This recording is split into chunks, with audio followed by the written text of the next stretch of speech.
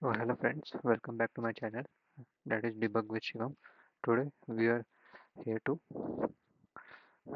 solve the next question in our number series pro program, that is find the factor of the given number. So to find the factor of the given number, what does factorial mean? That means, for example, if I take a number 5, so if I want to find the factorial, that means I have to multiply 5 into 4 into 3 into 2 into 1 till on 1, not with a 0.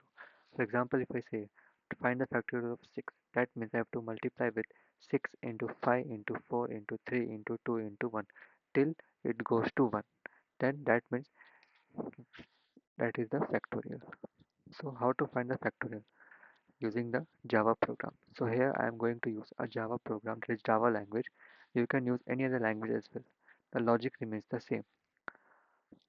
So let's see the program. Int a equals to 5. So I want to find the factorial of 5. And then int fact equals to 1. For time being, I have taken the factorial as 1, and again I'll start the for loop. Why for loop I have taken? Because I know the starting position as well as I know the ending position. The starting position is from 1.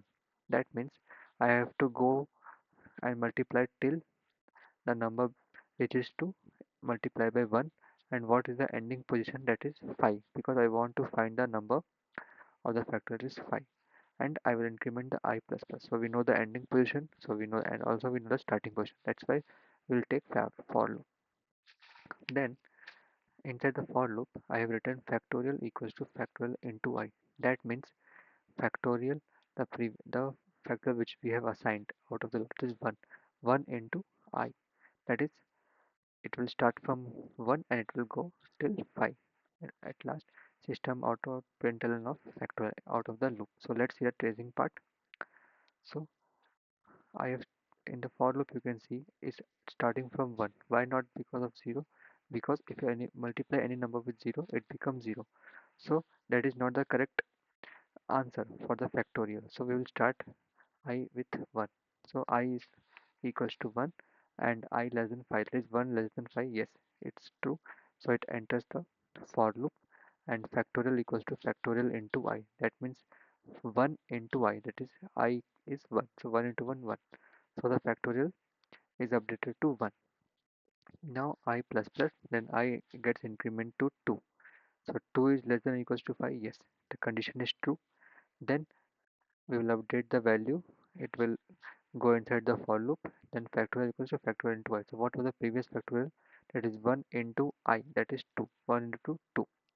So now the new value becomes 2. Then I increment I plus plus. That means I becomes 3. Then 3 less than equals to 5. Yes, the condition is true. Then it will enter the for loop. Then factorial equals to factorial into I. That is 2 into 3, 6. So now the factorial becomes 6. Then again the I will increment. Then I becomes 4. So 4 is less than equals to 5. Yes, the condition is true. It will enter the for loop. And now factorial equals to 6 into 4. That is 24. And again the I will get incremented. So I is 5 here, and 5 is less than or equals to 5. Yes, the condition is true. Then factorial equals to factorial into I. So what was the previous factorial? 24 into I. That means 5. 24 into 5, that is 120. Then again I will increment it. That is I plus plus, that is I becomes 6. So 6 is less than or equals to 5. No, it's not true. So it will come out of the loop. So it will terminate and it will come out of the loop. So at last it will get printed. It is system.out.println of factorial. So now the answer will be printed. So let's see here. Int a equals to 5, then int factorial equals to 1. Then we'll take the for loop because we know the starting position as well as ending position. So I less than or equals to a, then I less than or equals to a, then I plus plus. And inside the for loop I will write factorial equals to factorial into I. Yes, it's correct. Then out of the loop. Once it terminates, then I will write the factorial is,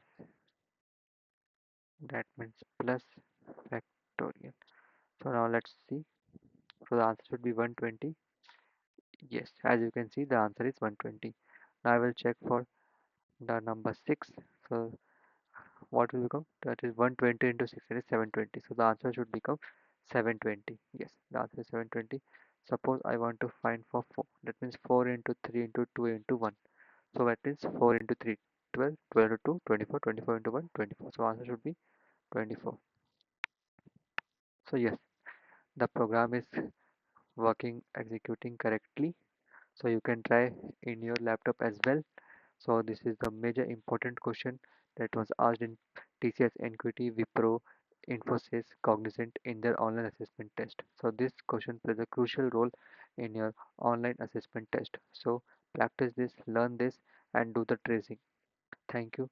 We will get back with another fantastic program. Till then, stay tuned. Subscribe my channel, Debug with Shivam. Have a great learning experience. Thank you.